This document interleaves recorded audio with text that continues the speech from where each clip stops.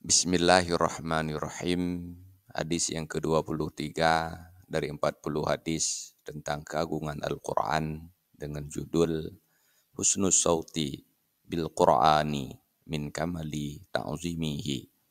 Memperbagus suara ketika membaca Al-Quran merupakan bagian dari kesempurnaan pengagungan Al-Quran.